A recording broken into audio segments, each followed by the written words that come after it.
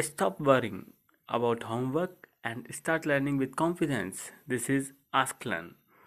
Complete help for every subject. Like, share, subscribe for daily learning videos. Alright, so this problem, we have a current in a magnetic field in a wire, and we're given the force that it has in that field, and then we're told that the current changes, and then we are asked to find what the current is after it changes, and we're given the force. So we have two different equations here. Um, Everything that we're given, we are told the magnetic field doesn't change in both cases. B stays constant. We are given the first force and the first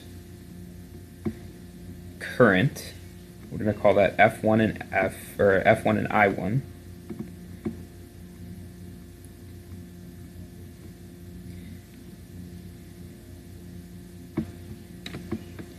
F1 and I1, comma. And then we are given the second force after the current changes, and then we want to find what I2 is. So I2 is what we're trying to find. And we have an equation that relates all of these factors together. The force is equal to current times the length. That's another thing we're given. The length is the same in both cases. Times the magnetic field, sine of theta.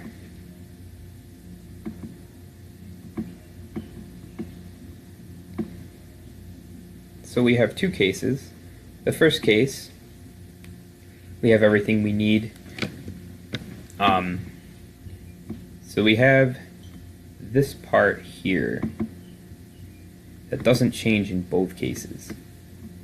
So I'm going to rearrange this equation so that we have all of that by itself on one side of the equation, which all you have to do is divide the I over to that side, which would give you, so I'm going to make this the first case, F1 and I1. F1 divided by I1 is equal to this stuff. But in the second case, none of this stuff changes, so it's all the same in the second case. So we know that for the second case, F2 has to be equal to the same thing. So we can set the first part and the second part equal to each other. It's another ratio problem we have here. F2 divided by I2. Now this, if it helps you understand why this is the case, imagine, so you have this one side of the equation and this side of the equation. If none of this changes, and you have this change, then this also has to change. So these two are dependent on each other. If F goes up, then I has to go up because none of this stuff changes. So we have that the ratios have to be equal to each other.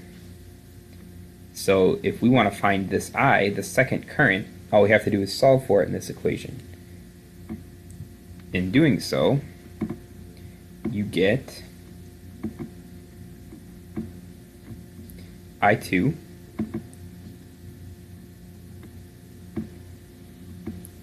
is equal to, so what I'm doing here is I'm going to multiply both sides by I2 and then divide both sides by this whole thing. So basically what that's going to do is flip it and move it over to this side. So I2 on this side, then we have F2 times I1 divided by F1.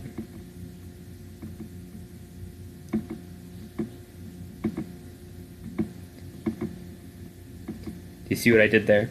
That's this part here